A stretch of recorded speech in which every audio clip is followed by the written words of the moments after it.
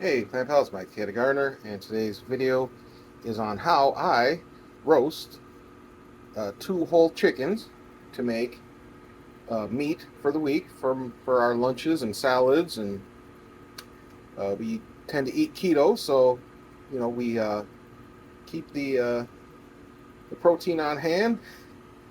And I make bone broth from the bones and the bones and the skin from the roasted chicken, and I'm going to show that. I've shown that process before, but I'm going to show it everything kind of like start to finish. So, what I have here is I've got the two whole chickens. Got them from the Mart of the Wall. They were on sale. Well, not on sale, but they were way less expensive than the local store wanted. This local store wanted like I think it was like $30 for two chickens, whole chickens, which is ridiculous. Not gonna ever pay that. So anyway, the reason why I want to do this demonstration is because I have a few different tips on how I roast my chicken differently than most people. As you can see here, this is a cookie sheet that has a half-inch, 1-inch lip on it, and here is a cooling rack for cookies.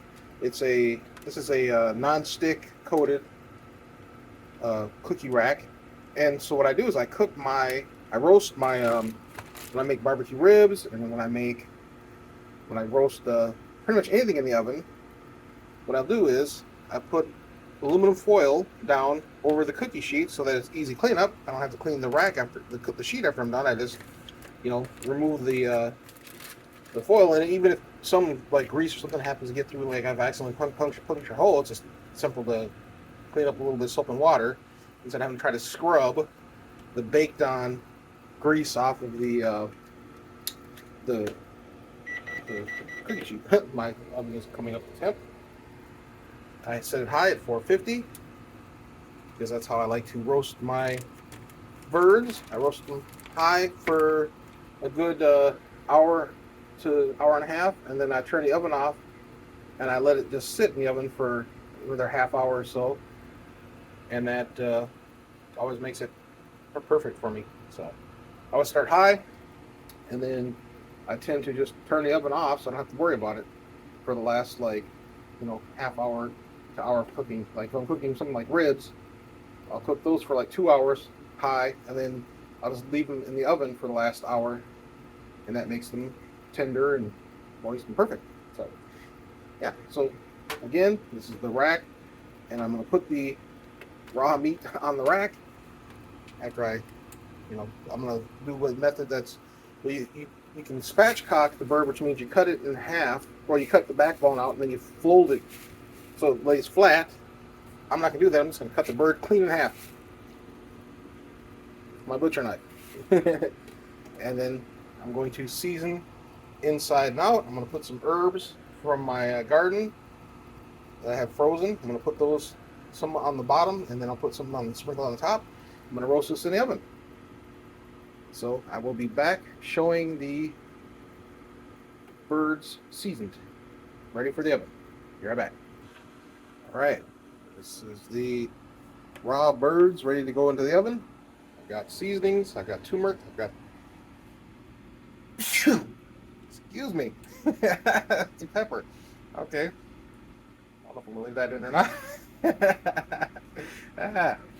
Anyway, okay, I have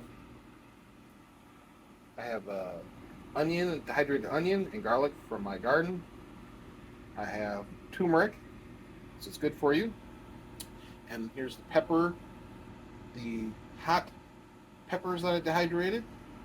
Here is the rib rub that I made.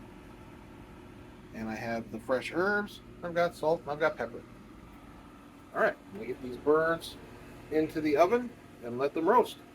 And I will be back.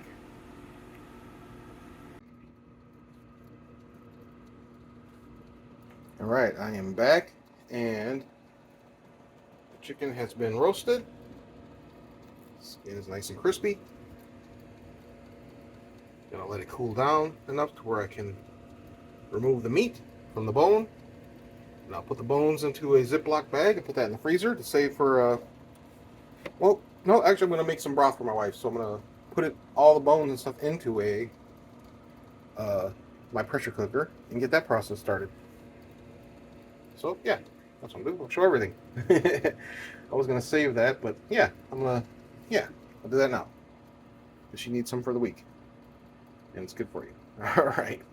So I'm going to not bore you with the process of removing the meat from the bones, but I will show the end result. I'm going to save the meat in this lock and lock container, storage container, put that in the fridge for sandwiches and salads and pretty much, you know, everything throughout the week. And then I'm going to also make my wife some bone broth. So, all right, I'll be back. All right, this is my pressure cooker pot. It's got all the bones and the skin from the chicken that I deboned. There is my container full of the meat. That's all the meat that came out of the 2 chickens. That's going to go in the refrigerator. Like I said, that's going to be lunches and salads and meals throughout the week. Chicken salad, that kind of stuff. And I'm going to take my chicken broth and put it in here, put that in the pressure cooker, and I'm going to start my chicken bone broth process.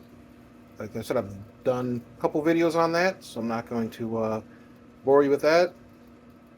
I might show the end result, probably not, because I mean, like I said, I've already shown it all before.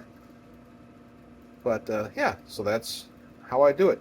The thing I really wanted to show in this video today was just how I start roasting the 2 whole chickens. And I like to show that rack because it allows air to flow underneath the chicken as it cooks, and so everything gets crisp. And it's just a very simple method, but it works wonders. And it's, like I said, it's great for if you cook ribs. It makes your indoor ribs taste like outdoor ribs because they're up off they're not sitting in their own grease or juices. They're up on top of the rack, sitting above, with letting air, the hot air going underneath, and it's kind of the same concept as an air fryer, except for it's in your oven.